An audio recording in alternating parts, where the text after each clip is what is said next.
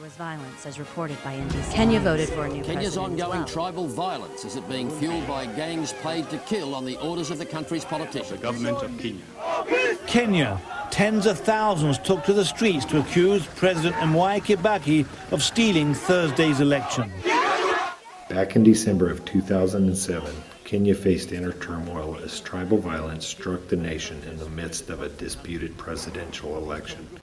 The government banned opposition demonstrations, but what followed for weeks to come was unspeakable violence, resulting in 1,500 people being killed and 600,000 displaced. The lives of the leaders, orphans, and guardians of the Furaha Community Center were not only in danger, but deeply affected. You hear Kenyans refer to this period as post-election violence. After the post-election violence, the leaders and the social workers were introduced to one young boy, Moses. Where are you schooling? Furaha Community Center. How do you come to Furaha Community Center? English is a neighbor. Yeah, we can. Like this Moses here, he was brought with a neighbor, a good neighbor, because he was asking the neighbor, his neighbor, I want to go to school, where will I go? He came to Nairobi last year, November, to come and visit his brother. And after election, it was 29th December when Moses had been living with his older brother prior to the election.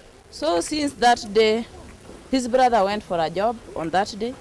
He never comes back till now. The brother has never returned. Even Moses himself does not know where the brother went to.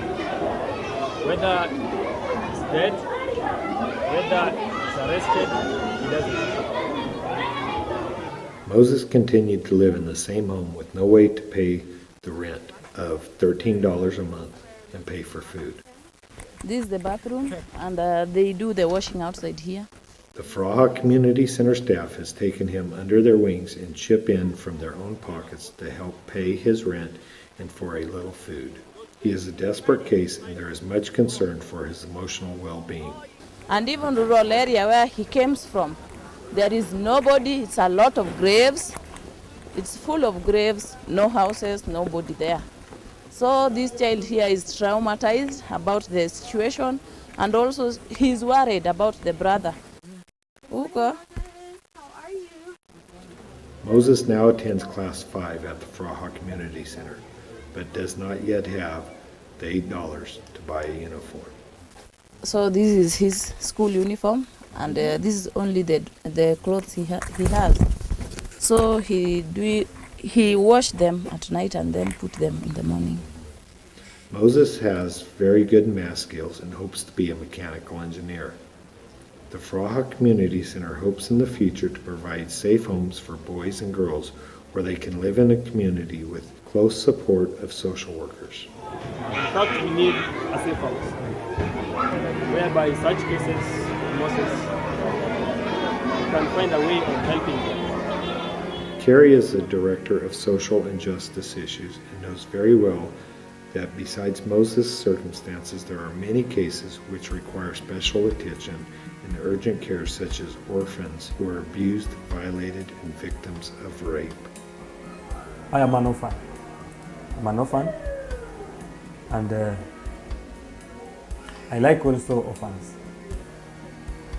And I think God gave me that passion to love the orphans. Married with an 18-month-old little girl, he is recognizing the importance of family and community.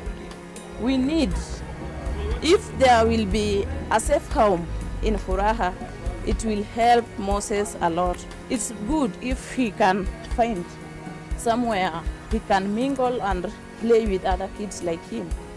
He's so isolated because of where he is right now, because he's alone.